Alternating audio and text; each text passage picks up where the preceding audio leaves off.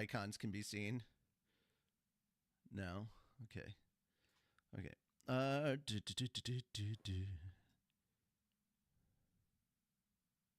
Okay. I need to put the socials up here.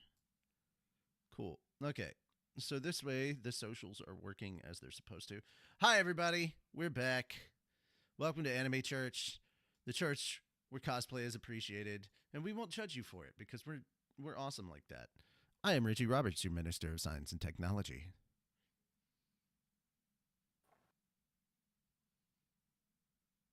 Moon. I'm Fenrir Siren, your patron saint of snackos and alcohol. Okay. Moon. Do what? We did our introductions and you never said anything. My bad. I zoned out. Hi, I'm Moonlight Sparks. I fuck up. But I am also your Minister of Arceology. Praise Arceus. We had to have one. I do the whole, I'm Richie Roberts, your Minister of Science and Technology, and we're just sitting here waiting. Waited like 30 seconds, Yeah, and then I we're just like, go Moon. in. Yep, just totally blank there. Just No. You turned into Luffy in his fight with Enel. Gomu no duh. Turn the brain off, and everything goes past me, literally. Yeah. Alrighty. So we got a lot to talk about this time around. As you guys can see, there's a thing up. We're just gonna lightly talk about this. I'm gonna keep like some stuff on the screen real quick. There we go. Just trying to find a decent picture of. There we go. Craven the Hunter. All right, there we go. All right. So let's just go ahead and jump into it because we've got so much to talk about.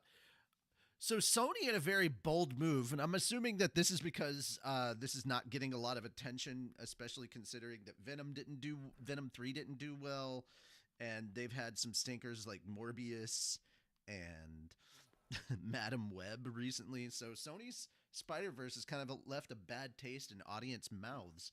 So they're trying to get people to come and check out Kraven, which is coming out on the 13th. And they dropped the first 8 minutes of the movie on YouTube, just for anybody to watch. And I watched it. And I know Fenris did too. Moon, did you watch it? Yes, I did. All right. So, what did we all think? I'm actually looking forward to this. It looks pretty fun. Yeah, It that's how I know that they succeeded, because they got Fenris, who is like absolutely not he is not typically the audience for these kind of films. And Fenris is like, yeah, I want to watch this. So yeah, Sony, I gotta give it to them. I'm intrigued. Like, it's a villain movie, and this villain is actually murking people. Yes. I'm kind of here for it. They're not simply playing like it. Here's the thing. It could be like the early 2000s superhero movies, you know? Like, so long as the plot is at least to that level, I think I will enjoy this. Obviously, I would not be going into this movie looking for like high-minded intellectual caliber stuff from a superhero or supervillain movie. But this is a popcorn flick, and it knows it's a popcorn flick. And you know what? Damn it, I like popcorn. Yes. Yes. And I'm just going over parts of it again because it just it looks like it's gonna be so good. When he took that saber-toothed tiger tooth and just started stabbing dudes, I was like, man, I wish I had the popcorn already. I'd be looking like Michael Jackson in the Thriller video. Yeah. But yeah, this looks really good. The part that I enjoyed the most was when he was bench pressing, just fucked with those guys. I've got the image up right now of them like really confused because Oh, it's not just that, but right after that, when he slams their heads into the barbell. I've got the aftermath of it right here. And the fact that he cracks and breaks the cement bench that he was on with it. Yeah. There they are. Bam. All right. Any last minute comments before we move on to the next thing? This is one I will probably actually pay to go to a theater to watch. Awesome. Yeah, that should be the rating for this. So now that we've seen this, is this a theater, on demand stream, or the way of the seas? I think I'll probably at least wait for streaming, and that's mostly just down to budget. No, I get it. That's fair. That's fair. If my budget is better in the next couple of weeks, I would definitely go to theaters to see it. Speaking of, I was unable to go to see the Solo Leveling movie this weekend. If anybody did, please let us know what it was like. Did you have a good time? We don't want any spoilers, obviously, but we want to know if you enjoyed it, how your experience was, all that stuff. Was it worth the price of admission that you paid? All right. Oh, and now we move on to a little teaser for the live action Lilo and Stitch. All right, first off, I do like that they put the Disney castle made out of sand and then Stitch comes over and starts destroying it. Yes. Yes, 100%. Stitch is like, yeah, F you Disney, I don't care. Stitch looks good. I gotta admit, Stitch looks Yeah, really, Stitch really does look good. Really good. I'm here for it. It's just a teaser, and Disney. I'm not 100% on them doing live act. I'm not on board with the whole. Let's make some of our animated catalog live action. I don't understand why. I don't think it needs See, to happen. Like if you're when updating DreamWorks old did animation, it was because the creator said, I wanted to do Yeah, yeah. this. When Disney does it, it's because they're greedy scumbags that say, hey, they did it once, they'll do it again. what I want to see is updated versions of films like back in the day. So like the old school, the original Snow White. Let's bring it to modern animation styles. And the same thing with like 101 Dalmatians. I freaking love that movie. You don't have to change a lot about it. Not at all. Just update the animation style and re-release it. You're printing money. Like, come on. Anyway. Yeah. But this one I'm actually looking forward to. I freaking love Lilo and Stitch. I'm curious to see how they do all the aliens. Mm-hmm. But, I mean, if this is the quality we're getting and Stitch looks this good, I'm hoping that the other aliens look great. Oh, please don't fuck it up. Lilo and Stitch is so good. Please don't mess it up. Yeah. But I love this teaser. What'd you guys think of it? I thought it was adorable, but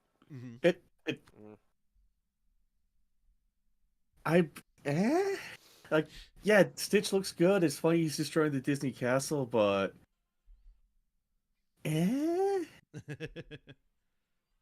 it's along the same. To me, it's along the same lines of the live action How to Tame Your Dragon. But why? How to Train Your Dragon.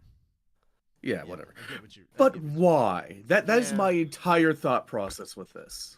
That's my entire thought process with all of the live action adaptations of stuff. Say with certain exceptions. okay, I want more of the live action adaptation of One Piece. Yes, please. But so with this, it's more of a if they would have released it in 2022 Hey, or my say sister's watching. Hi Sister Moon, or release it in 2032, on the 20th or 30th anniversary of Lilo and Stitch, that would make more sense. They need to make a live action Treasure Planet. Yes! And a live action Atlantis. Yes! Do those! I could understand live actions of those. Shit! Yeah, like those were like the mature Disney movies everybody used to watch, but nobody fucking remembers. I want a live action Emperor's New Groove. Has to have David Spade as the Emperor in live action. No. David Spade is not the one that I'm worried about. David No. Spade is not the one that. No. You know who we gotta get is Kronk, right? Yeah. Like, Right. We gotta get Patrick Warburton as Oh Kronk. yeah, it better be Patrick Warburton. Yeah. If it's not him, it's not Kronk, and And end of actually, deal. you know what? Because I just want to see him in live action crying about his it's spinach technically, puffs and you know, cooking. Aztec I and just- stuff, I wanna right? see- It's you know Latin. Could get Iñaki as Cusco. Iñaki? There you go. Yeah, Yeah. that would I be could great. I could totally see him as Cusco. Exactly. Yeah. That though I would also love to see Patrick Warburton humming and singing the Mission Impossible theme song. Yes. And the guards just walk by like, the fuck? Anyway. All right. So moving on. So Moon. I absolutely picked this one for you because I saw I this. I know was it like, is. oh yeah. So Mm. I also just really like seeing. I don't know why Idris and Keanu were talking about it. Were they on set for any of the stuff that he was doing? They probably were. Okay, cool. Because like think about it, it's easier to like work off someone who's actually acting alongside you Yeah. than it is to have to like just sit in an empty room. Like So they're off you camera. remember seeing Well, they still what's had to his name? dub. They still had to go into a recording booth and do all. Oh the yeah, lines of course, and stuff. of course. But you remember seeing what happened to Gandalf when they were filming The Hobbits, right? Yeah. When they had him in a green screen room with just himself and cutouts of the other actors, he kind of broke down because he had no one to go off of. It was heartbreaking for him, and so the other actors came in. So I'm pretty sure that's become a standard. At least it wouldn't surprise me if it has. I have nothing else to go off of. Gotcha. But Well, anyway, this was just a big Jim Carrey love fest, and I'm okay with it. And he kind Yeah. of embraced the villain role. He was like, "I got to do twice the work, but for the same pay." also, like, does he just not age? My God, Jim Carrey, you look so good. For how old is he? I don't know. You'd have to look it up. But yeah, I love when he does these things. He gets like in the whole kit and caboodle, and Oh, yeah. like puts on all the prosthetics and the makeup and everything. Oh yeah, he's a full-on method actor. Yeah, he is great for that. I love that. Like he's so silly. Mm-hmm. Double your villains, double your fun. your fun. The Doublemint gum reference is funny to me. Mm-hmm. That's because I remember the Doublemint gum commercials. Anyway, but yeah, we get a bit more. Obviously, the big Sonic fan in here is, of course, Moon. What did you think of this? I'm just more excited. Jim Carrey is doing a fantastic job as Robotnik, and like, oh man, it's zany, it's crazy, it's wonderful, and I just can't wait to see it. And seeing them do the whole dancing thing in the laser room, I don't know what the hell that's about, but shit, it was hilarious. Yeah, it looks really Oh, good. Like I and didn't. I seeing already the had moon enough get reasons. cut is awesome. I know what that's bringing up. Okay, I don't. So I'm just really, really happy to see Jim Carrey getting so much love. Yes. But of course, the best thing of all is, of course, just seeing just one more reason to go see this movie, you know? Oh yes. It's wonderful. Oh no, if Amy Rose shows up, oh no.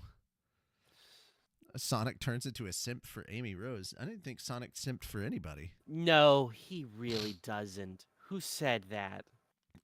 No, he's not gonna. Amy Rose is the simp for him. I want Sonic. I want Shadow to say that he really loves Latinas. That's all I really want out of this movie. Just have Shadow say that he really loves Latinas. I'm sorry to say, his thing is more blonde girls with blue eyes. All right. Anyhow, that's the end of Sonic 3. Let's move on to the last one. Oh my God. Okay, yes. If you guys have not seen, Merry Christmas, everybody. Merry Christmas. Merry Christmas. Critical Role released the 12 Days of Grogmas. It's freaking hilarious. It is. as you guys can see, it is kind of almost like stick figure animated, but it's very on brand for them. And the fact that Grog can't really count is so At good. all. Yeah, at all. It's The so the funny. most he can count is 3, 2, 1. Yeah. I don't know. I don't remember what Go Phoebe pose are. Goat, fish, beef, Oh God. and pork, No. all in a bowl. I like the third day Go, of Christmas Phoebe is literally 3, 2, 1.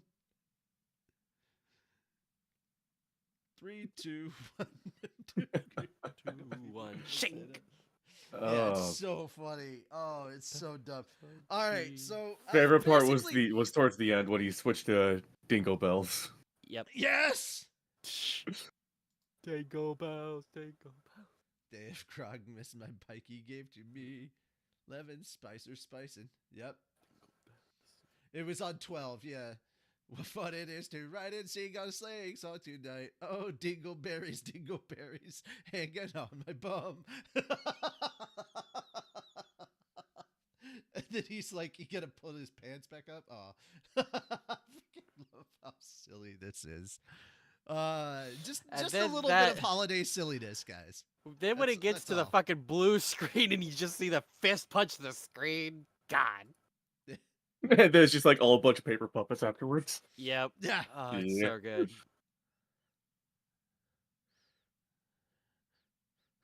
Snip. I don't know why the sun tree bird has a candle on it, but okay. And then, yep. And then you go. You just gotta snip it. It's so okay. So this is. I don't know if this is actually real. Are they actually doing albums? Is that for real? They've got I vinyl hope so. albums? I wouldn't put it past these fuckers. Yeah, no, absolutely understood. Absolutely understood. It just all I saw was that this is really funny. It made me want to smile. I wanted to talk about it with you guys because it was silly and stupid and just up our alley. That's basically it. We like it. We hope that you guys like it. That's basically it. We just wanted a chance to be like, this is really funny. You should check this out. That's all. That's all this really was. Did you look at the description of that video? Oh no. You can pre-order now at the website ScanlanShortHaltMusic.com. I'm almost tempted to click on this. Fucking click it. Oh, these are actual purchase links. Holy shit. No, okay, What? hold on. Critical Role is trying to sing 100 songs. Is what the frick? Holy No, this is shit. real. This Yeah. is legit. This is actual shit. Holy fuck. If I actually had a vinyl record player, yeah, I'd do it. Oh, stream our albums. Candela Obscura, Welcome to Wildmount, Welcome to Nice. Taldore. Let's roll, oh, dude. Okay, so the Christmas stuff, I'm really hoping gets put on stream eventually. But Crest, yeah, Welcome, Winter's Crest Festival Time, Silent Mind, Naughty and Nice, Nothing Under the Tree, Oh Mighty Nine, 12 Days of Grogmas, Yep. Cold Inside. Oh Jesus. Winter okay, so Cold Anymore. Inside, Marisha Ray as Laudna, Laura Bailey as Imogen Timmelt, Sam Riegel Imogen. as Fresh Cut Grass, or Imogen, Travis Willingham as Chetney, and Matt Mercer as Pate. Oh God. Oh yeah, Pate. Oh Pate. Oh God. Oh God. I know who. Oh. Okay, so this is all from Bell's Hells, the third campaign. Not Yep, all never- of it. Some of it's got Grog. Some of it's got No, that's one song. Oh, is that from song, yeah, Bell's yeah. Hells. Yeah, Winter that's Anymore, 100 from Deck Bell's the Hells. Bear. Let's see, Deck the Bear, and then It's God, Christmas. it's Christmas. Last Oh, my Christmas, I Lord. gave you my Gave dice. you my heart. No, my dice. But the very next Very day, next day, you gave them Gave them away away. this year. I'll drink lots of beer because no. you are just not special. I kind of would want to don't know. turn that into something about Will Wheaton because you give Oh, him his God. dice and now they're cursed. Yeah. You give him your dice, he returns them, and now they're All right. cursed. Now let's move on to the gaming block since we've covered all the regular stuff. All of the regular stuff was literally just trailers, to be fair. Yeah. Trailers or YouTube videos. All right, so we've got more discussion going on about Nintendo's plan to ban Power World. And basically, this is kind of some stuff that we've talked about, but Moon, if I know that you were watching it, so if you'd like to go over a little bit of this. I don't think the GTA thing has any. I don't think that's got any legs on it whatsoever, but whatever. Because it was a mod, it wasn't established by the actual game itself. Yeah. I'm kind of blanking on some of it. So really, it's just kind of going over kind of how Nintendo's going about this thing. Mm-hmm. They've got like 28 total patents that they could technically use on Power World, but they're only using 3 right now. I think they're just kind of testing the waters and seeing what they can get away with. But these all center around throwing literally a ball to catch a monster. No combat involved, just throwing a ball to catch a monster. And that technically you would think that Power World did it first, but no. Technically Pokemon still did it first, even though they filed the whatever it's called patent in 2024. Afterwards. Yeah. Their game did it first in Legends Arceus. Yeah. So that's kind of where they're at. We're gonna see how things go. Power World's kind of got a lot going for it, and they should actually be able to make the money to really fight this if they want to. But they could also just kind of pay it off, and we'll see what happens. It's not just the paying it off part. Like Nintendo could just straight up make them change it, and if they try to make them change the mechanic, that kills the game. They've already released a patch that does take out some of these mechanics, and it's not nearly as good as it was. Okay. Well, something funny I kind of thought of was like, if it's literally just throwing a sphere or a ball at a creature, change it to a triangle, or a cube, or a cylinder, or hand crossbow. You don't need a hand crossbow. They literally have a bazooka you can catch them with later. Nice. Yeah. Just Net something launcher. that's not throwing Net it. launcher. There you go. Done. Yeah. And then fuck right off. We keep saying this, but it's something that I feel like we have to reinforce every time we talk about this lawsuit is the fact that if it succeeds, yes, right now it's only it's like $60,000. It sets the precedent. Yeah.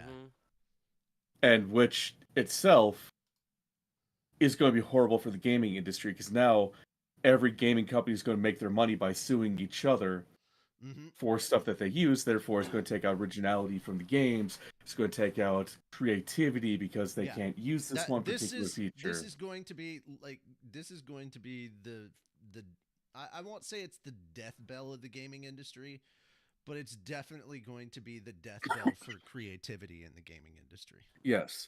Yeah. But also on the flip side, something Nintendo's probably not considering is all the patent lawsuits that they're opening themselves up to if they win. Agreed. There are so many patents that they're in violation I'm hoping, and I'm really hoping that every other company out there that's Nintendo is breaking the patents for sues them all at once. Yeah. They'll just get together and file a giant ass class action against them.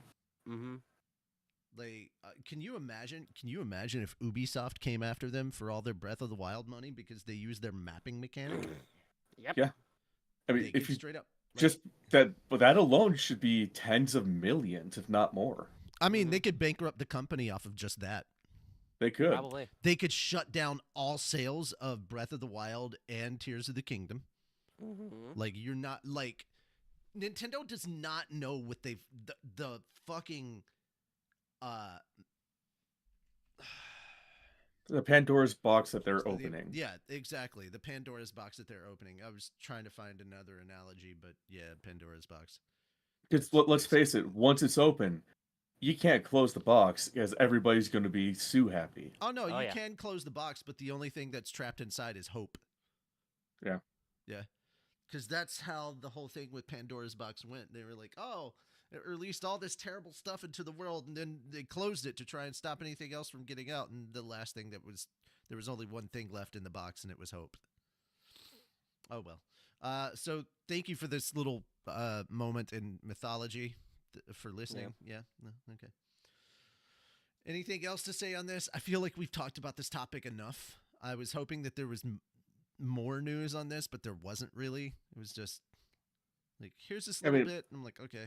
I think the actual litigation and lawsuits are moving forward. I think sometime in January or February. Speaking of law-related content, I have been keeping my eye on a certain situation happening in Korea. As a lot of people have. Yeah. But we're not talking about it until all the charges have been announced and the trial has begun. Then we will talk about it. Which the trial should be the first day of the trial should be here in about 2 weeks. Yeah, it's not far off. It's an early Christmas for so many of us.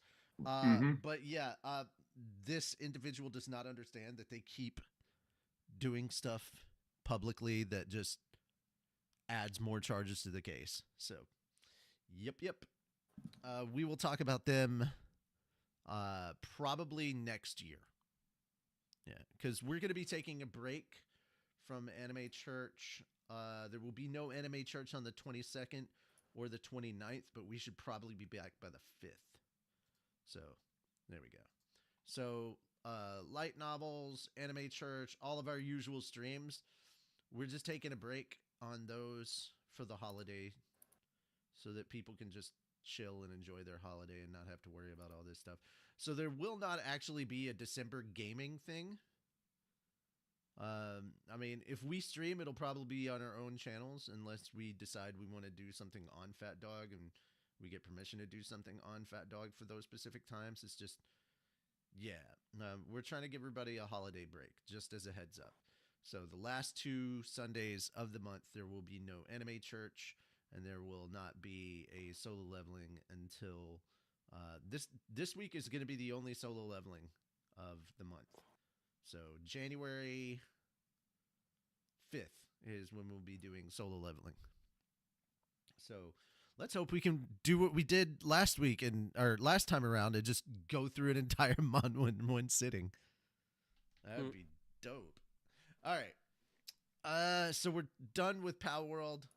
Let's move on to the next one.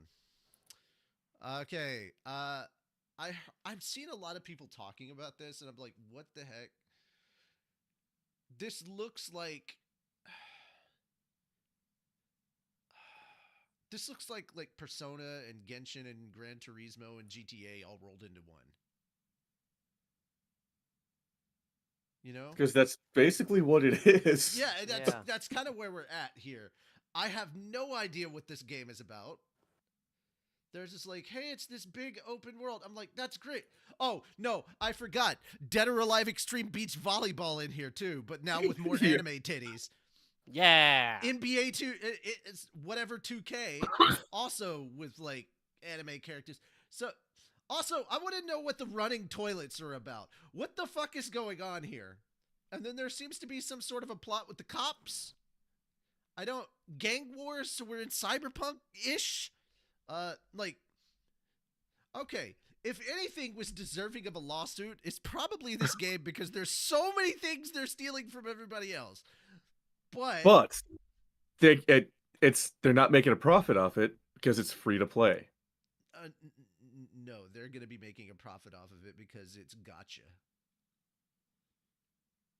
Yeah. It may be gacha, but they could still spin it as, since it's a free-to-play game, certain things don't apply because they're not charging people to play They're only charging people for characters, and weapons and stuff like that. But yeah, apparently it's like a gacha game.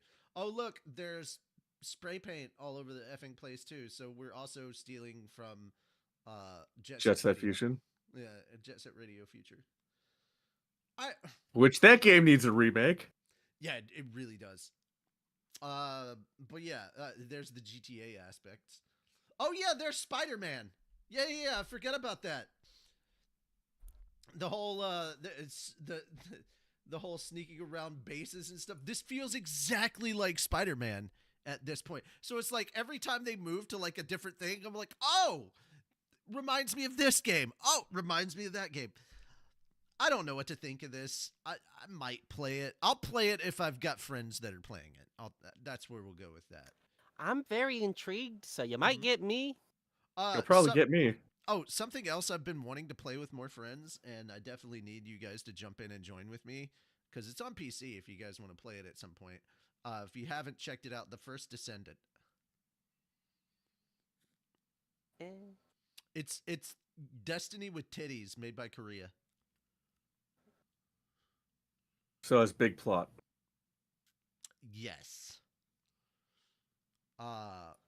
So it is also free to play. Can't decide if I want to pre-register or not. I've already Pre-register for what? pre-registered. The game. Which game? This game. Ananta. Oh, this one. Anata or... There's an in there. Ananta. Oh, Ananta. Okay. There we go. Okay, I was fixing to say it. I thought it sounded like an Anata, but okay, cool. Ananta. But yeah, at the end of the... You missed Saints Row? I mean, there are elements in this, I think. I mean, I'm sure... I mean, Saints Row was just a... So, just hear me out on this. Saints Row is basically just Grand Theft Auto abridged. Yeah? Yeah. I could, yeah. You're not wrong. You're not... See, look, they even stole the subway mechanic for fast travel in Spider-Man. Nah, it's all good. I just... Yeah, Ananta. Pre-register now, anantagame.com. You know what? Fuck it. I'll do it. Yep, I did too, so. Why do you We'll need to see how it pre-register? goes. Do what? Why do we need to pre-register? I mean, we don't need to. No one's forcing you. Yeah. No, I'm saying, why do they have a thing set up for you to pre-register? What's that about? It's basically letting you know interest. once being released. Oh. It's like how everybody like pre-registered for Genshin or Zenless Zone Zero. I never pre-registered for either of those games. Revan, I have a question. Who the fuck is Finn?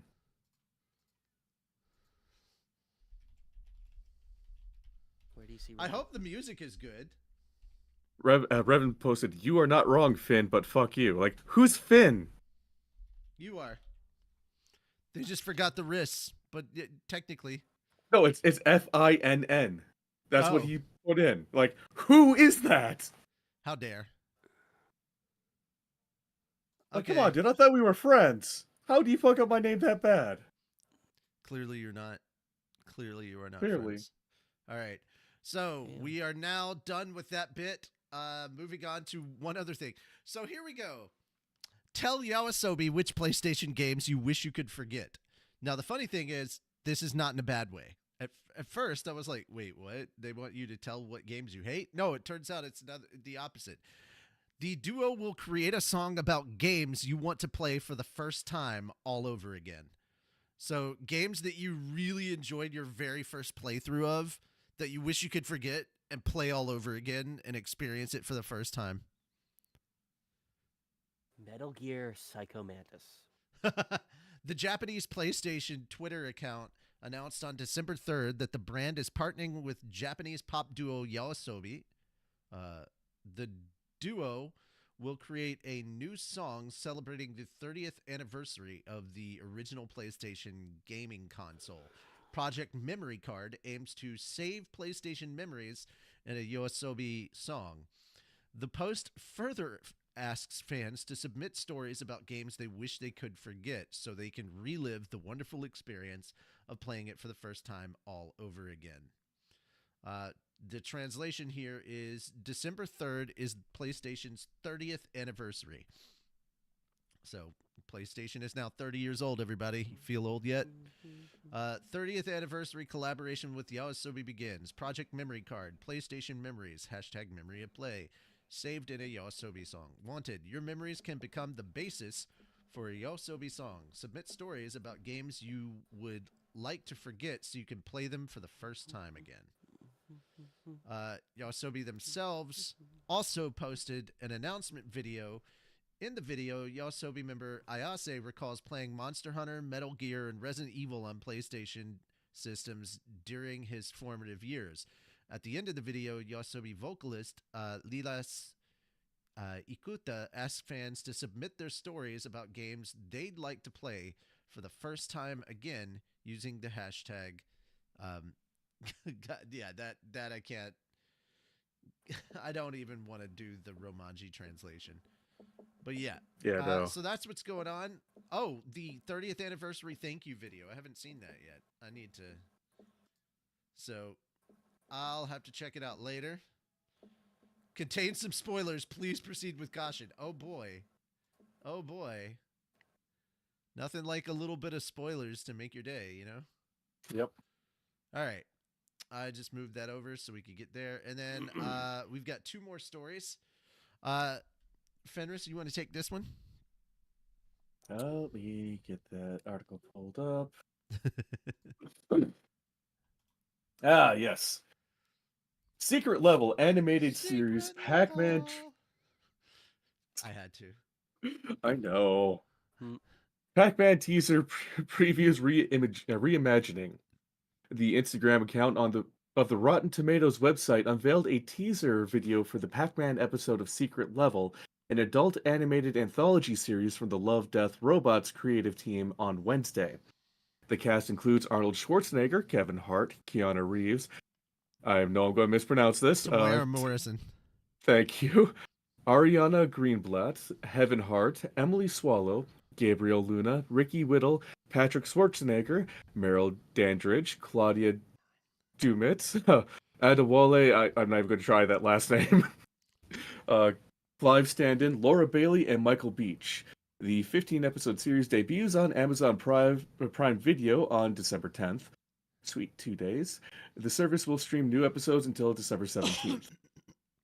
So with that, that's like 2 fucking episodes a day, roughly. Basically, yeah. I have been watching the shit out of that. Yeah. Okay, and our last topic for the gaming block: Final Fantasy VII Rebirth, Elden Ring: Shadow of the Erd Tree, and more games win the 2024 PlayStation Partner Awards. Sony Interactive Entertainment revealed the winners of the PlayStation Partner Awards 2024 on Tuesday. Excellence Award goes to Genshin Impact. Really? Okay. This title developed in the Japan-Asia region that has had a consistent and significant impact along with commercial success over the past 3 years. You know what? I can grant it that. Yeah. Yeah. Grand Award. These games are the titles with the biggest worldwide sales between October 2023 and September 2024. Of course, it's all about sales, you know, Yeah. that were developed in Japan or Asia. Black Myth Wukong, yes. Final Fantasy VII Rebirth, yes. Elden Ring: Shadow of the Erd Tree. I don't really play the Soulsborne stuff. I just know that Black Myth Wukong looked fucking phenomenal. I have to cut in here real quick, Richie, because I'm noticing something on this article. Since when did Final Fantasy VII Rebirth already get a remake? No, that's that's bad typing on their part. That is very bad typing. Partner Award awarded to games developed in Japan and Asia with top-ranked worldwide sales between. Oh God damn it! Okay, Dragon's Dogma 2, Honkai Star Rail, Tekken 8, The First Descendant. Wow. Okay. Like a Dragon: Infinite Wealth, Persona 3 Reload, and Zenless Zone Zero. What is ZZZ even about? It's actually hard to describe. Zone that is Zenless and Zero. Yeah, so Zen can't play it. That's all I know. Yeah, Zen can't play it. Yeah. So the special award went to Stellar Blade and Rise of the Ronin. The User's Choice Awards, which were decided by voters decided by vote by users in Japan and Asia, chosen from the top 30 games by hours played. Black Myth Wukong, Final Fantasy VII Rebirth. See, there's no remake after it in this one. Like a Dragon: Infinite Wealth, Wealth, Rise of the Ronin, and Stellar Blade. This year, Sony also revealed a PlayStation Generations Award category, with users in Japan and Asia choosing titles from each PlayStation generation. So, PlayStation Generations from 94 and beyond, the award goes to Final Fantasy VII. The PS2 2000 and beyond award, Final Fantasy X. Yes, that one definitely worth it. For the PSP, Monster Hunter Portable third. For the PS3, it was Metal Gear Solid 4, Guns of the Patriots. Not surprising. For PS Vita, it went to Persona 4 Golden. Fuck and yeah. For PS4 Generations, it went to Elden Ring. So many other games that could have been chosen that were better. Yeah, I agree. Yeah. I also think there were better games honestly, for the PlayStation 3, Metal Gear Solid 4, nah, I disagree. The Last of Us. I forgot that The Last of Us released on PS3. Yeah, The Last of Us came out in 2011, dude. Fuck. No, it was 2013. It was, yeah. Oh, okay. I'm gonna have to look this up. Yeah. All right. Now we're on to the anime block. Yeah, June 14th, 2013. Yep, there we go. It released on PlayStation 3. That's right. It was one of the last games on PS3 before Yes, it PS4 was, took over. and literally it was the best. All right. I also remember pre-ordering or selling pre-orders for that game. Star Wars Japan premieres animated Grogu Cutest in the Galaxy shorts on Friday. The official Instagram account for the Star Wars franchise in Japan posted the first animated Grogu Cutest in the Galaxy short on Friday. Every month, the account will post 1 or 2 new shorts starring the runaway hit character from the Mandalorian series. So, like, yeah, Grogu's getting, like, little anime shorts. Oh my god. This is so adorable.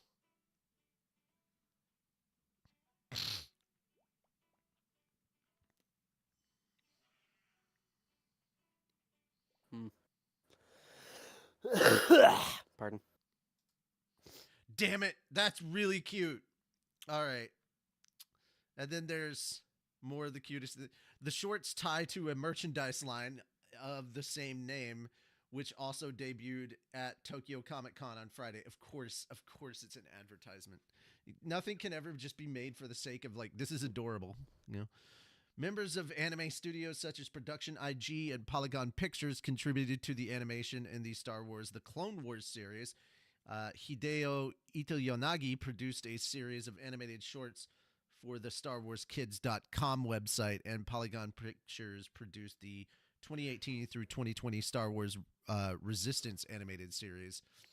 Zen, Grogu, and Dust Bunnies, a hand-drawn animated short by Studio Ghibli for the Star Wars franchise, started streaming on Disney Plus in November 2023. I didn't even know about that. What?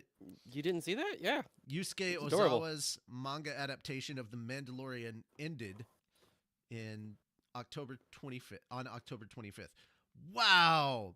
Oh, yeah, and we did talk about this. Volume 3 of the animated Star Wars Visions anthology project will premiere next year with 9 new shorts from animation studios in Japan. Japan will host the Star Wars Celebration Convention next April at the same Makuhari Messe venue that is hosting Tokyo Comic Con this weekend. Mandalorian and Grogu film will open in the United States on May 22nd, 2026. So there you go. We got some cute Instagram stuff to look forward to from Star Wars. Alrighty. Fenris, you posted this one. Let's go ahead and talk about AI versus piracy.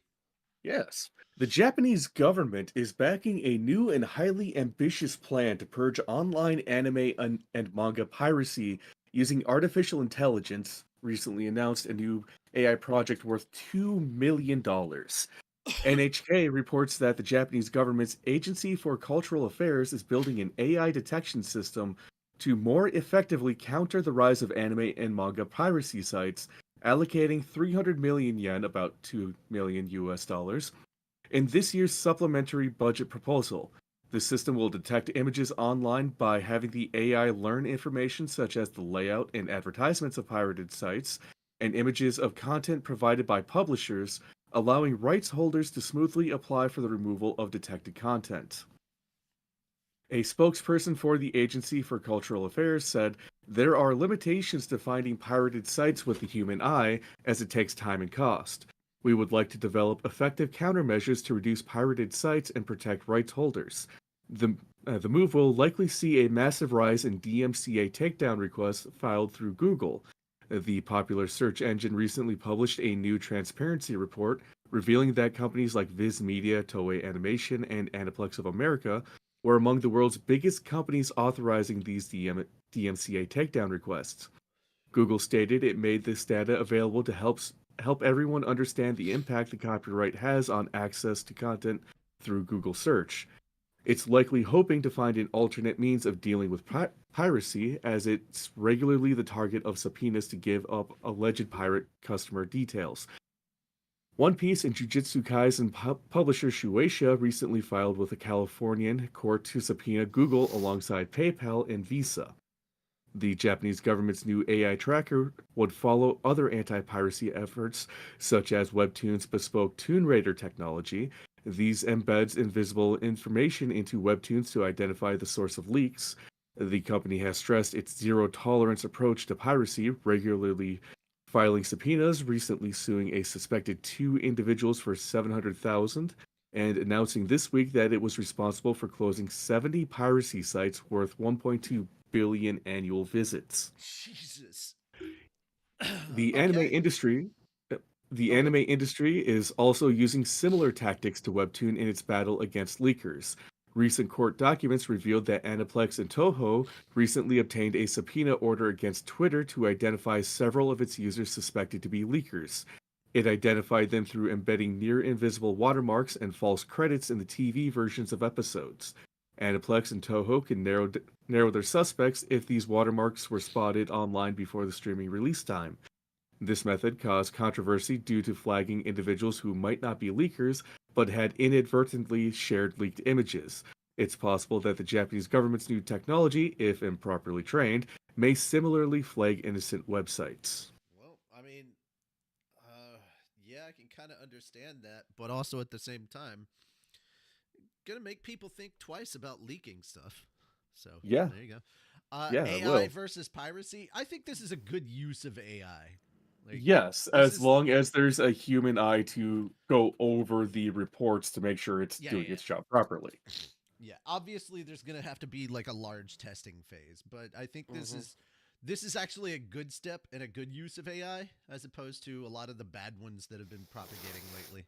Like, out of everything AI could be used for in manga and anime, this is probably the only acceptable thing. All right. All right, moving on. Zenshu anime trailer reveals theme songs and January 5th premiere. So, Crunchyroll revealed the main trailer for Mappa's original television anime Zenshu on Thursday. The trailer reveals and previews the anime's opening song Zen by bandmate. We just can't get away from that VTuber, can we? We cannot. Just Zen, stop following us. Hmm. And announces the anime's January 5th premiere date. The trailer also reveals So as the artist behind the anime's ending theme song, Tadakimo no Mamade. Sorry. So So, yeah. I will say, trailer 3 gives a lot more context to the story. Okay. Holy fuck, the first two actually make sense now. Okay. I'm gonna look at it later. And I will say, Mappa's description of the anime, it's nowhere near what I'm picking up from this trailer. Gotcha. All right. So that being said, move on to the next one. This is also uh okay, so here's my question. Were you thinking of the right Ghost Stories thing, or were you thinking of the one that Oh no, I was thinking of Yamashibai. okay, because I was I've like, been following this. this I is know. not the same Ghost Stories. This is not the same ghost stories that we need to sit Moon down and have him watch the dub of. I've already watched it several times. Yeah, it's literally like it's literally legit abridging. It's Yes, hilarious. Yeah. it is amazing. But yes, um, I swear to God, you're adopted. oh, it made me So, Richie, the other day when I sent you that message, No. I was browsing through Twitter at work, and somebody had posted the pajamas clip, Uh-huh. and I was just like, we gotta get Moon to watch this if he hasn't already. Yeah, well, he has. I have. It's Yeah. so good. All right. Read But, the article. but yes, Yamashiba Japanese Ghost Stories officially returning in the new year. Horror anime is one of the biggest niches in the industry, and because of that, fans flock to these series to try and get scared. Despite the genre's popularity, none fill the niche of telling true campfire-style scary stories quite as well as Yamashibai Japanese Ghost Stories. This anthology series tells its stories by using an animation style inspired by the art of Kamishibai, a traditional method of storytelling from Japan that uses illustrated paper cards. Yeah, The Japan. unique Japan. the- Yep. Japan. Japan. Sounds right was to me. my mind started reading that as Japanese. I'm like, oh, nope, nope, Nope, nope. nope. It's just Japan. Nihon. Japan. Just call it Nihon. Yeah, Yep. Nihon How about or Nihonga. Sunrise Land? Uh, the unique art style and genuinely spooky stories have made Yamashibai a cult hit among seasoned anime fans. With an astounding 13-season run, Yamashibai is officially returning with a new collection of terrifying tales beginning in January 2025. What's The the production name of it team, again? Yamashibai. You mean Yami Shibai? It's not Why are you Yami. correcting me now when I'm almost done with the fucking article? Yami, because it's funny. The production team behind this series announced that season 14 would begin airing on January 4th, 2025 on TV Tokyo. The team also announced the new season's theme, stating it will focus on greed. In addition to announcing when the new season would begin airing and giving sparse details regarding the new stories, ILCA also provided cast details for Yamashibai season 14. Kanji Suda will be returning to reprise his role as a storyteller, with Yutaka Shimizu also returning. Mm-hmm. I Akira hope the theme Funada. song is "Money" by Pink Floyd. Jesus. Actually, Agreed. this is one of the anime that doesn't have an opening song. Oh, Yeah. okay. It's because they're shorts. That's fair. They're only a couple of minutes long. It's the storyteller basically gathering people in to saying, "Hey, it's time for a story." It's nice that it's coming back, but they didn't say anything about streaming, which is great because I don't want to watch this. It's on Crunchyroll. I'm not a fan of horror at all. Aw. No, Fair I actually enough. do get a kick out of horror. I don't. I punch people. That's fair. Yeah, I don't That's get a kick, reaction. I get a punch. Okay. Yeah, that's basically it. Otherwise, it's just more background details on the Yay! show. All right, on to another anime that we desperately need to get Moon to watch. And one that I actually need to sit down and watch too. Yay! New Ascendance of a Bookworm anime reveals TV format 2026 debut. Toll Books announced on Thursday that the new anime from Wit Studio and Miyakazuki's Ascendance of a Bookworm, Biblia Fantasy light novel series adapting Part 3, Adopted Daughter of an Archduke, will premiere in 2026. Toll Books also revealed the new anime's television series format. Along with the announcement, the light novel's third volume of short story collection featured in the image below will release on December 10th. Okay, so basically, I'm going to give you guys the plot synopsis since neither of you have really seen it. A certain college girl who loved books ever since she was a little girl dies in an accident and is reborn in another world she knows nothing about. She is now mine, the sickly 5-year-old daughter of a poor soldier. To make things worse, the world she's been reborn in has a very low literacy rate and books mostly don't exist. She'd have to pay enormous amounts. That's what it says. Pay enormous amounts of money to buy one. Mine resolves herself. If there aren't any books, she'll just have to make them. Her goal is to become a librarian. This story begins with her quest to make books so she can live surrounded by them. Dive into this biblio-fantasy written for book lovers and bookworms. That's what this series is about. And I mean, well, at least that's what the main plot starts off with. But there's a lot more to it than that, obviously. So yeah, it's another isekai, but it's damn good. Damn. Hey, that's mine. No, she's mine. I'm talking about the book. That's mine too. What? God damn it. I hate you. I hate you so much. Who's the main character? Mine. Mine. There you go. All right. Jesus Christ. You know what? Fenris, you may have uploaded this, but I'm letting Moon do this one. Yes. It's official! Fire Force Season 3 is gearing up for a trailer launch! One of the more popular, if divisive, shonen in recent years is stirring headlines thanks to an upcoming trailer. Fire Force is among Kodansha's weekly shonen magazine's most successful offerings in recent years, and its anime adaptations has become quite beloved. Fire Force is the 97th most popular entry on my anime list, as of the time of writing, with nearly 1.4 million members following it. Those many fans will be elated to hear that the series is ready to bring Season 3's trailer to life. The reveal went live online after fans noticed Crunchyroll shared the new ahead of a major convention. Oh, the news. Yep, typo. Yeah. So also one other thing about Fire Force, it is the prequel to Soul Eater. Soul Eater, yeah. Thank you. Which is very intriguing. Yeah. Yeah, I also have not seen Fire Force, so if you want to throw that on the list, you know. It is really good, actually. I've read the I don't doubt manga up to a point. Yeah. The last season of the anime concluded in December 2020, meaning the announcement follows almost 4 years without any updates for the show. Having ended at the very beginning of the series' Stigma arc, fans can expect to be thrown right back into the action and suspense where the series left off. Although the trailer in question hasn't been released yet, every detail is in place for its future drop, and things are well underway for Fire Force's return in April 2025, with the first of 4 blocks spaced out until 2026. It's weird to think that we're already at the end of 2024. Yeah, it is. Crunchyroll's bazillions. Okay, I was don't gonna know. say, do we have to continue reading all of that stuff? Because I think at this point, yeah, it was just I like, don't know. hey, it was leaked. I would just say read what they had put out, like the statement.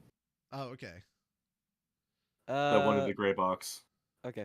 Crunchyroll will be hosting panels for some of today's most popular series, including Demon Slayer, Kimetsu no Yaiba, Solo Leveling, Kaiju number 8, and more. Additionally, Crunchyroll will be bringing in some of the team at MAPPA, the studio behind hits like Jujutsu Kaisen and Attack on Titan, the final season, to talk about their work. Crunchyroll's industry panel will also feature several announcements, as well as reveal new trailers for the 3rd season of Fire Force and Zenshu.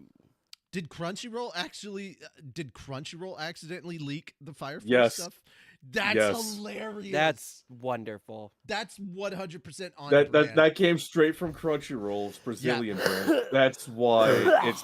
Pardon? That's why I posted it, because if it's from them, it is a good leak. It's an actual leak and not a rumor too. So. It's an actual leak. Yeah. Oh, okay. So it the Hollywood Regal. Wait, what? Okay, Opry Mills 650. Okay, so there are subtitled in English and then there's dubbed in English over at Opry Mills. Good to know. Oh, for one of the other stories? No, for Solo Leveling's movie. Yeah. I should check that. So yeah, because I was looking at the where around me it would be. So if I go to Opry Mills, which is not far from me, the standard English version, I could go see it on Tuesday the 10th. If the problem is like, okay, so it's going all the way to the 12th. So yeah, I can't go see it on Tuesday because I'm playing Resident Evil with Moon. We're cracking open RE5. Yep. Yep. So I can't go on Tuesday. Obviously, I can't go today. Unless you and Moon want to make a date out of it on Tuesday. Hang on. No, if I go on Monday, I actually could go and see it in the morning. Yep. Because it's got an 11 a.m. show for the English sub. I'm not watching the dub. I'm watching it subbed. That's where I first. So yeah, I could do that. I could watch it at 11 tomorrow. Fuck yeah. Okay. I was just curious if it was still playing, and it turns out, yeah. Oh wait, no, that's okay. No. The 11 time was Regal Hollywood. Okay, Opry Mills is 12:50, which is still fine. I can do that. And 3:50 for the English dub. That's funny. All right. Get lunch while you're out. I'm not getting lunch at the mall. Are you fucking kidding me? I never said at the mall. I just said while you're out. Nah, I'm gonna eat lunch back here at home and save myself some money. Yeah, fair enough. Yeah. So if anybody would like to donate to the POM Foundation, poor old me. Well, it is. Unfortunately, it's the season of bills. So that's why I don't have like a lot of money at the moment. There we go. All right. Lord of the Rings: The War of the Rohirrims film's 8-minute extended clip was posted. Warner Brothers Pictures began streaming an 8-minute extended clip for the Lord of the Rings: The War of the Rohirrim anime film on Tuesday. Rotten Tomatoes is also streaming 2 clips from the film. Warner Brothers Philippines is streaming a new featurette video covering some of the voice recording sessions. The video shows Dominic Monaghan and Billy Boyd, who played Merry and Pippin in the Lord of the Rings film trilogy previously, recording for as yet unknown role in the film. This will be coming out to theaters December 13th in the U.S. and internationally beginning on December 11th. So yeah, do we need a description of this at all? I don't think so. It's just an anime, It's anime Lord of the Battle Rings of the set Rohirrim. 183 years before is it The Hobbit? 183 years. Yeah, I think it's before the Hobbit. The events yeah. chronicled in the original trilogy of films, The Lord of the Rings. Yeah. Okay, the original trilogy of films, which is would be The Lord of Fellowship the Rings. of the Rings and all that. Yeah. So not The Hobbit. All right. So there we are, ladies and gentlemen. That's where we're at. Okay. This was a surprise. I did not know that this actually was a thing that was happening. I've been getting emails to buy tickets for this, and Have you? I don't want to. Naruto: The Symphonic Experience orchestra concert goes on tour in North America. I do, because I grew up with Naruto. I love the music from Naruto. Well, I didn't grow up with Naruto. I was in college when I first discovered Naruto. And that was the OG series, not Shippuden. Like the original Naruto music. Hell yeah, I'd go. Gia Live, Unpor Tours Productions, Roadco Entertainment, and Viz Media announced on Tuesday that the Naruto: The Symphonic Experience orchestral concert will begin its North American tour on February 28th, 2025 in Evansville, Indiana. The concert features songs and themes set to a 2-hour subtitled film by Julian Valespi and Quentin Benayon. I hope I'm pronouncing that correctly. For the first 220 episodes of the original Naruto anime, tickets go on sale on Friday. It is the OG Naruto. Fuck yeah, I would. Fuck yeah. All right. I'm going to be so mad if my city's not on here. My city does not appear to be on here. I'm very sad. I'm very sad. Nashville is known as Music City. That's so dumb. Apparently not for anime. No, there's been anime stuff here plenty of times. And video game concerts, too. Okay, then apparently not for Naruto. Yeah, apparently. Naruto doesn't like where I live. If I see Arizona in here, I'm gonna laugh so hard. Because, like, we made a joke that the 4th Ninja War was hosted in Arizona because nobody would notice it. Okay, cool. Arizona's not on there. Is there one in New Mexico? That's a good question. There's a lot in Texas. One in New Jersey. Or Or is it, sorry, no, it's Nevada that Area 51's in. Oh yeah, Las Vegas. Yeah, there's one in Las Vegas. I mean, obviously. Oh no, there is one in Arizona, Tempe, Arizona, AZ? Where? 412. Motherfucker! Arizona gets one and we don't? I hate that. Yeah, Atlanta gets one. And yeah, fuck you guys. So does Atlanta Alabama. is not the only... Dude, there are fucking 4 in Florida. We can't get one in Tennessee? Why the fuck are there 4 in Florida? I can Clearwater, understand why Florida, there's a lot West in Palm Texas. Beach, Orlando, and Miami. I mean, I expected there would be a lot in California. That's not surprising. 3 in New York. Yeah, I'm like, New York's not that big of a state, my guy. It's not even fair. Yeah. Dude, New Jersey gets one, but Nashville No, New can't? Jersey gets 2. Fuck that. New Brunswick and Newark. Man, I want to write a formal complaint. The Naruto Shippuden symphonic experience based on the Naruto Shippuden anime launched in France. Okay, so there is a Shippuden, but they're broken into 2. Dude, that makes me so mad that it's not available in my neck of the woods. I'm so mad about that. All right, Moon, you get the next story. Okay. Freerin Online Festival Interactive Experience hosts Digital Museum. AR Experience more. Shogakukan announced on Wednesday it is hosting a Freerin Online Festival Interactive Experience from December 4th through May 31st. Tickets to the festival cost 1650 yen, about 11 US dollars, and grant fans access to a digital museum area as well as audio guides, custom avatars, and custom backgrounds. Basic access to the interactive event is free. The event will launch at 12 p.m. Japanese Standard Time, or December 3rd at 10 p.m. for EST, because that's what everyone uses. The current Journey section of the Digital Museum opened on December 4th, and the Past Journey section opens on December 25th.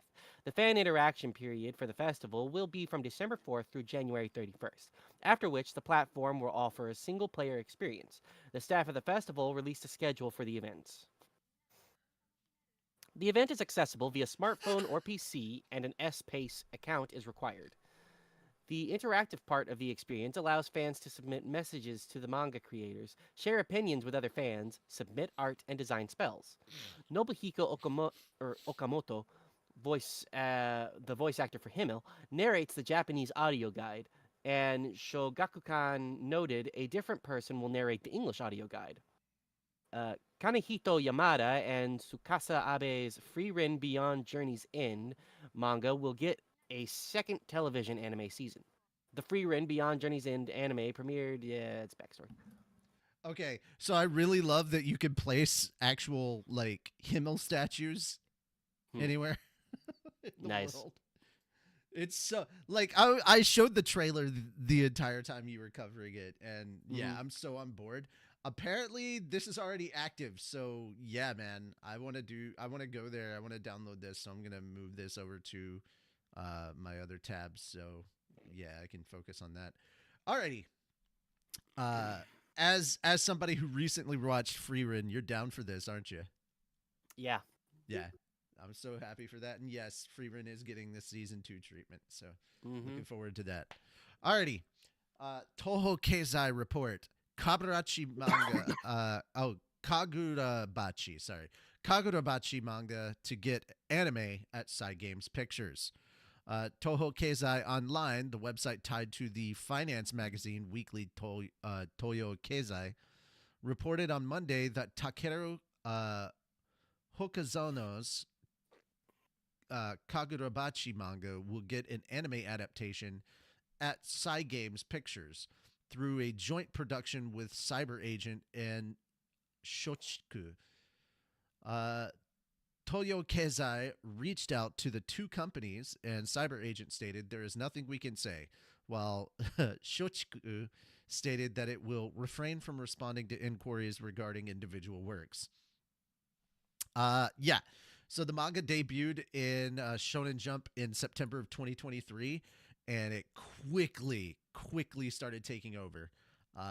It's Honestly, I'm surprised that, or It I'm took not this. surprised that it's getting an anime. I'm surprised it took this long to get an The anime. manga needed to have a certain distance in I mean, like how far the story had gotten before it will get the anime treatment. I absolutely understand, but yeah, this is one of those that picked up steam really quickly in the manga community. Not surprised.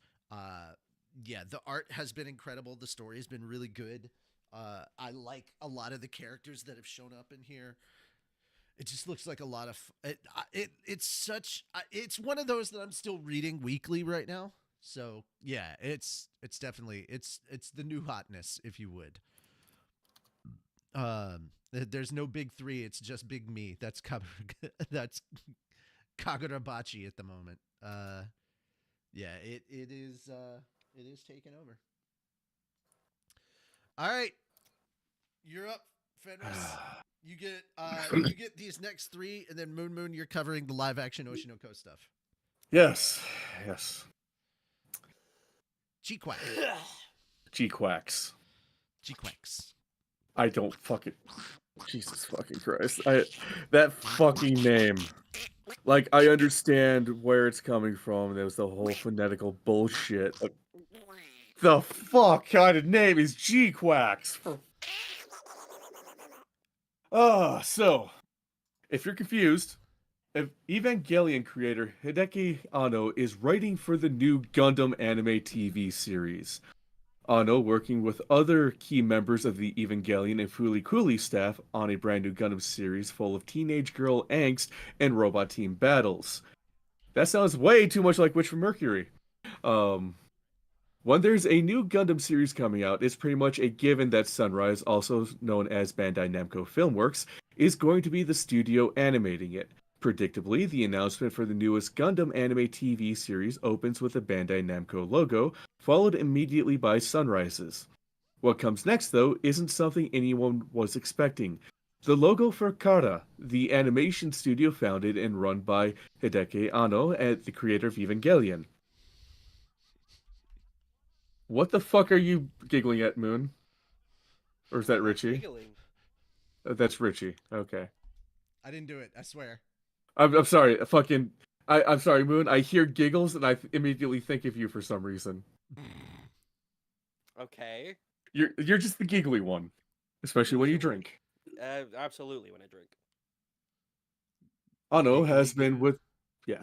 Anno has been a busy guy since putting a presumably permanent period on the Evangelion franchise with 2021's Evangelion 3.0 plus 1.0 Thrice Upon a Time, making Shin Ultraman in 2022 and Shin Kamen Rider in 2023. He also recently revealed that he's helming a new space battleship Yamato anime project. God damn, that's something I haven't heard of in decades. Mm-hmm.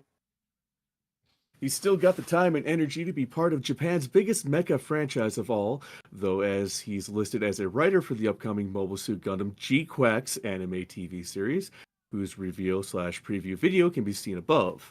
The G-Quacks part of the Mobile Suit Gundam G-Quacks is transcribed phonetically in Japanese as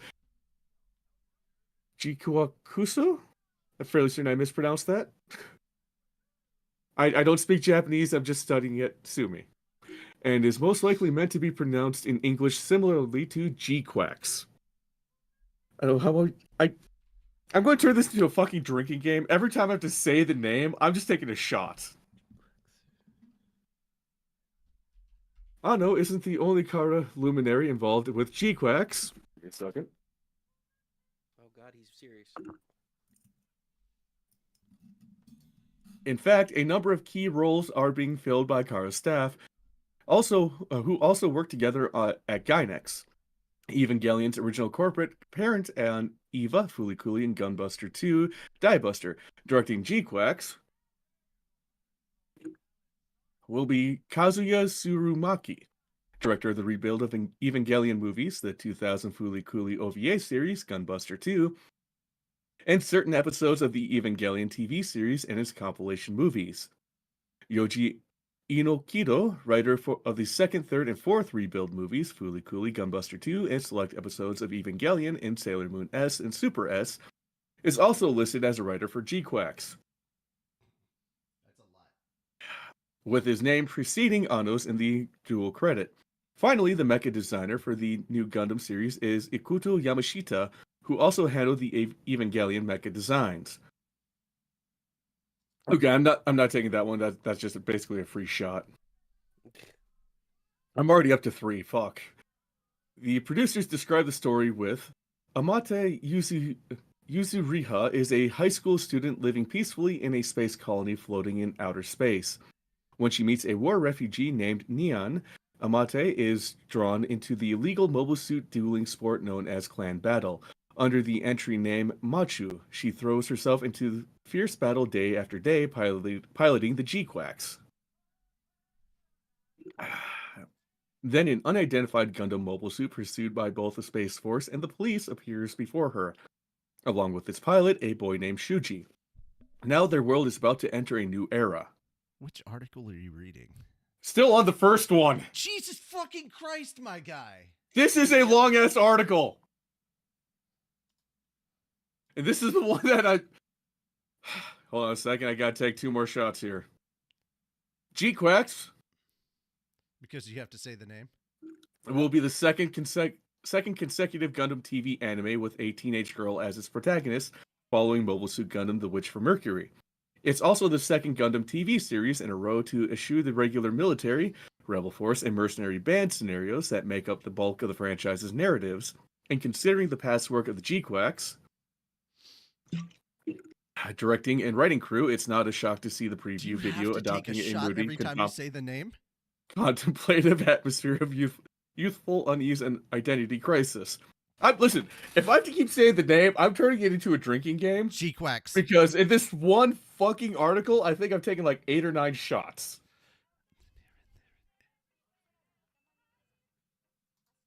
But that's finally the end of the first article. Fuck. And I'm not taking that over to the other 2 because I will probably go through my bottle of scotch by the time I'm done and be horribly drunk on solo leveling time.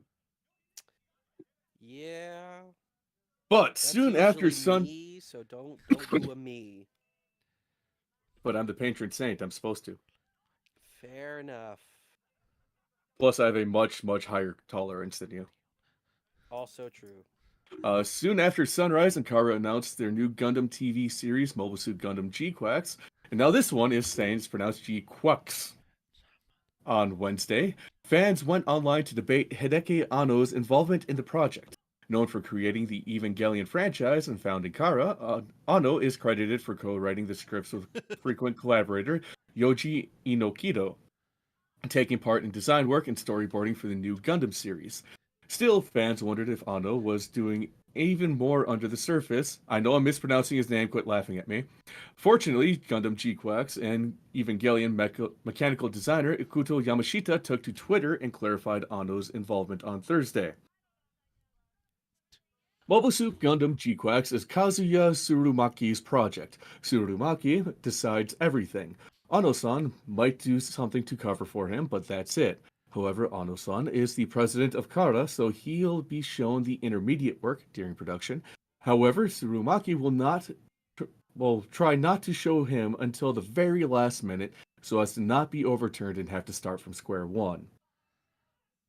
At the time of writing, Yamashita has received just over 260 comments, over 12,000 reposts, and 32,000 likes to his post. However, many of the replies appear to be spam by Twitter user at IamTonyK. Removing those remarks, fans appear excited about the project and appreciate Yamashita's clarification. So yes, I also very much appreciate the clarification. Okay. Which one are you on now? The last one. Oh, thank God. I know, right? Fuck, these are long ones. The live-streamed Gundam Conference Winter 2024 event announced on Wednesday that the studio Kara and Sunrise are producing the Mobile Suit Gundam G-Quacks. This is the 3rd fucking different pronunciation I've seen for it. TV series. A re-edited version of some episodes will play first in theaters on January 17th as Mobile Suit Gundam G-Quacks The Beginning. The English version of the teaser trailer also asks fans to look forward to overseas release information. Okay, that's basically all the same information I read in the last 2. Yeah, that's basically The third one's just basically a summary of everything from the first two. I'm not reading everything else. Fuck that. But yeah, the animation style, I'm it doesn't scream Gundam to me. It feels more like I'm watching Fooly Cooly again. Yeah. And overall, just the vibe, at least just from the trailer, like I know it's going to probably change once the show comes out, and I'm gonna watch it because I'm a glutton for Gundam. But overall, I'm fairly certain it does take place in the Universal Century, though. That's one thing they didn't clarify. And I only say that it probably takes place in the Universal Century because it has a Zaku. No other, like right here. No other Gundam universes that I can think of off the top of my head actually has the Zaku frame. Like full-on actual Zakus, aside from the Universal Century, because they were part of the Zeon forces of the 1 Year War. Which also makes me remember I just finished Requiem for Vengeance not too long ago, and I'm going to be giving a review on that at a different time, because holy fuck, there's a lot to talk about with that show. Yeah. All right. So there we go. We can finally move on to Oshinoko now, right? Thankfully, yes. Holy All right, Moon, it's your turn. Okay. Richie, I'm just saying this now. Please do not post 2 other topics for something I posted once. No promises. Quacks. Anyways. Live action Oshinoko series. New trailer highlights last 2 episodes. The official website for the live action series of Aka Akasaka and Mango Yokoyari's Oshinoko manga revealed a trailer for the live action series on Tuesday. The trailer highlights the series' 7th and 8th episodes, which will debut simultaneously on Amazon Prime Video on Thursday. A special video for the live-action film sequel for the series will also debut on Amazon Prime on Thursday alongside the last 2 episodes of the series. The video will preview the beginning of the film. The announcement did not specify if the special video will be available outside of Japan. The live-action Oshinoko series debuted its first 6 episodes on Amazon Prime worldwide on November 28th. The sequel film will open after the series in theaters on December 20th. The cast includes former Equals Love idol group member Nagisa Saito as Ruby, former Nogizaka 46 idol group member Asuka Saito, live action Tomorrow I Will Be Someone's Girlfriend, as Ai, Kaito Sakurai, live action Blue Spring Ride Vivint, as Aqua, Nanoka Hara, Suzume's title role, live action Wave Listen to Me, as Kana Arima, Mizuki Kayashima, Saiko no Kyoshi, One Nen Go, Watashi wa Seito ni Sareta, as Akane Kurakawa, Ano, Dead Dead Demons Dead Destruction, theme songs in Tiger and Bunny 2, Chainsaw Man, as Mimcho, and Ryo Narita as Goro Amamiya. The filmmaker You don't have to read the whole thing, my dude. Like you once you tell got me to the stop. cast, once you got to the cast, well, usually you know when. I just kind of hit the flow state, and I was like, "Let's go, just read, man. Get those words out. Dude, say we've those already things. had enough. I am very proud for how I pronounced all of those. That is impressive. That's That why is I let impressive. you finish. I'm gonna let you finish. Oh my gosh, I was like, I got it out. I got the next one out. Let's go. So I do have a question my for you gosh. two. Uh-huh. Do we want to sit down one day and just watch this together? Watch what? The live Oshinoko action. Live action? No. Yeah. I wouldn't say no. I don't want to. Yeah. Yeah. I'm debating. But episode 8 brings us further than the anime is right now. Here's my problem, my guy. After reading the end of the manga, I don't know if I want to watch any more Oshinoko at all. I mean, that's fair. That Yeah. is 100% fair. Still gonna watch it. I'm gonna watch it as well, yeah, because I know we're going to have to because we're gonna be reviewing it, but there's part of me that goes, I know how this is gonna end now. God damn it! So it hurts. The whole show hurts. Doesn't matter. And the Stop part that really avoiding gets pain. me and that I applaud Akasaka for is he had that ending written basically at the beginning. Hmm. Like he knew how he wanted it to end. Like, Everything else Sean in the middle dies was at the just a end. journey that he didn't know Like, what to do with.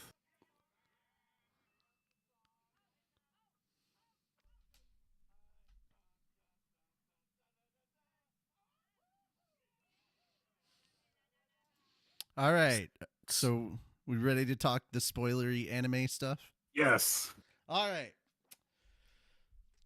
Ladies and gentlemen, if you have been hanging out with us and you don't want spoilers for this week's episodes of Blue Box, Ranma 1 half, or Tower of God Season 2, we absolutely understand. And thank you guys so much for coming by and hanging out with us for this period of time where we've talked about the nerdy news with you. But we're going to be covering those three. The spoiler tag is coming up in 3, 2, 1. And there we go. Spoiler it up. We will be talking spoilers. Let's, of course, start off, as always, with Blue Box. Guys, what'd you think? just ask her. Fuck's sake. God. Yeah. I know I do the exact same thing. I will sit and ponder over the words, overthink every damn thing that happens. But at the end of the day, I have learned, just ask.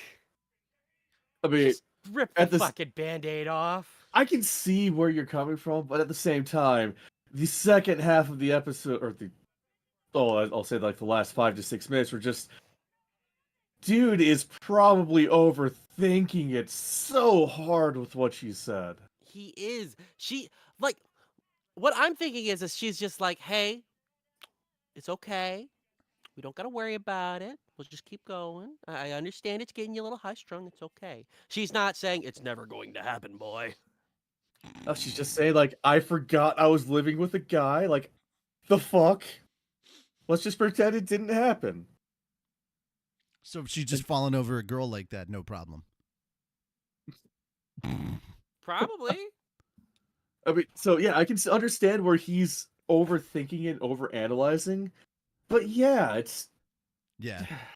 Yeah. she also did it. I will agree with him. She did draw a clear line of where it's all going to be. That's okay. She also has an eraser.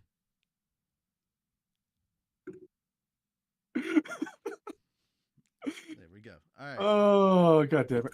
Yeah, well. I mean, yeah.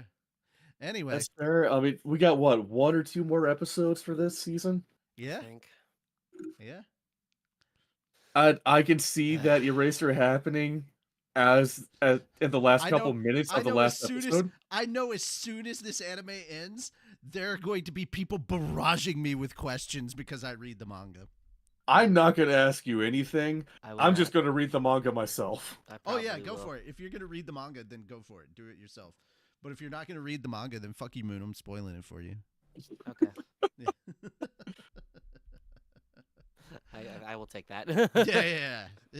Like if you're going to read the manga, I'll leave you alone. But if you're not, And yes, read the manga, then Brandon, fuck you are 100% right.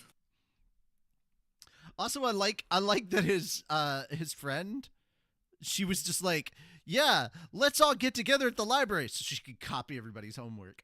Yep. Fucking, she's not even denying it. That's the funny part. Oh, Mhm. All right. So, what are our ratings for this episode? I think it's a giving solid it- 8. yeah, I'm giving it an 8 too. I'll give it an 8. Yeah, I can agree with that. Alrighty.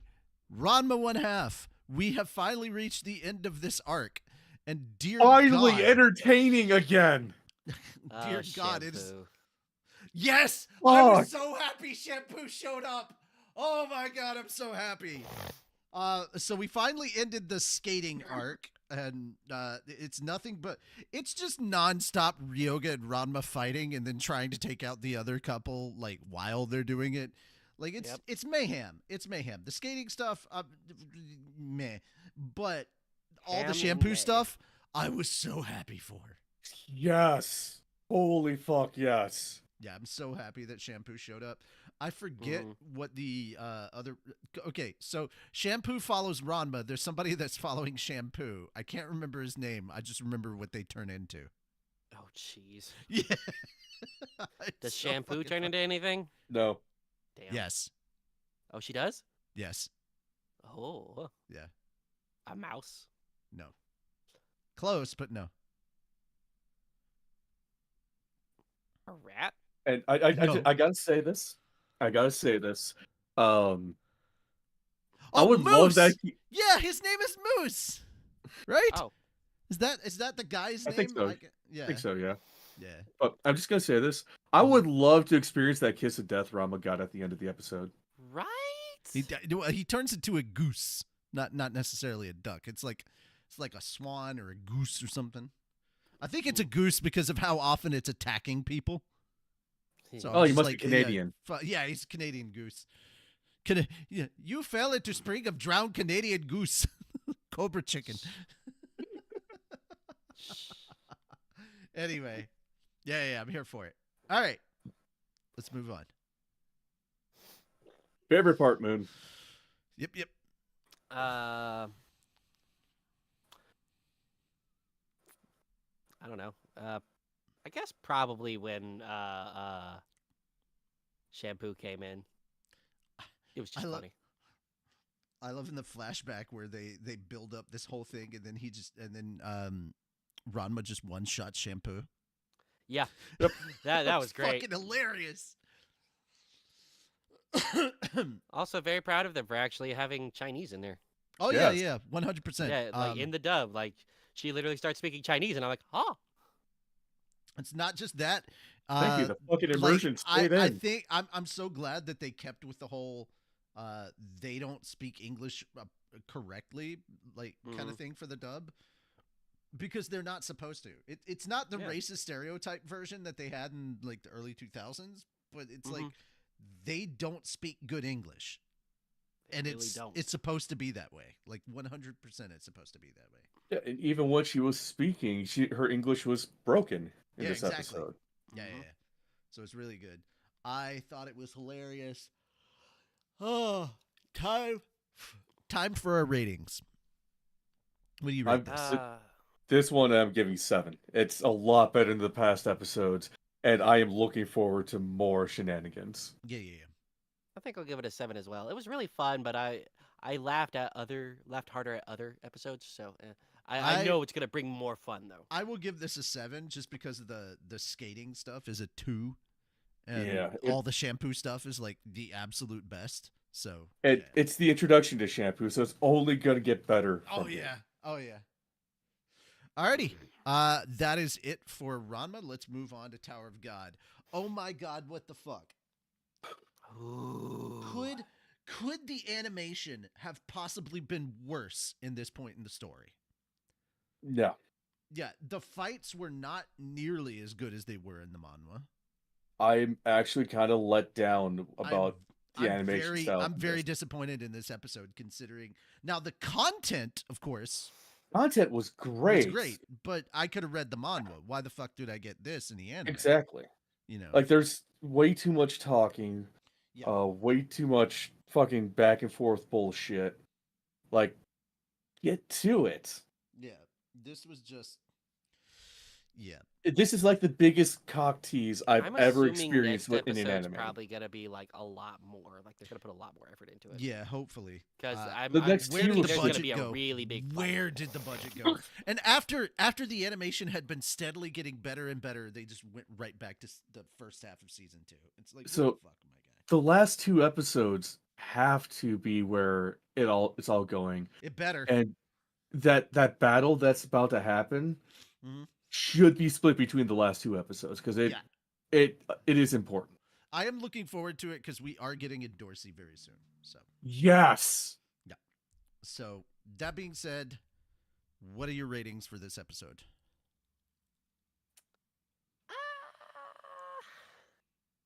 Yeah, Moon, you go because you have no context from the manhwa.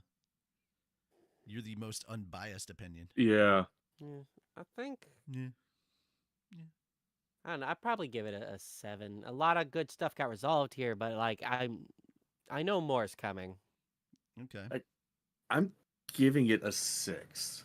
They drug out the chapter way too much, and the drop in animation quality just. Yeah, yes, I don't really pay attention to animation quality a lot, but when you're getting better and better and better, and then you just drop back to where you began, there's just no excuse for it. Uh, so yeah, you guys are far kinder than I thought you'd be. This is a 4. Like, the animation was fucking terrible and it ruined all of it for me. This is a 4.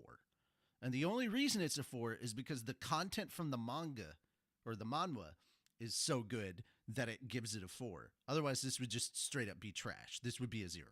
Yeah. But story wise, that's the only thing holding it together at this point. What the fuck? So I don't want to hear a goddamn word about anybody crying about the studio that's doing T-Bait when I'm getting animation quality that is so poor on shows that are supposed to be like the big ones, like Tower of God season 2 and Blue Box season 2.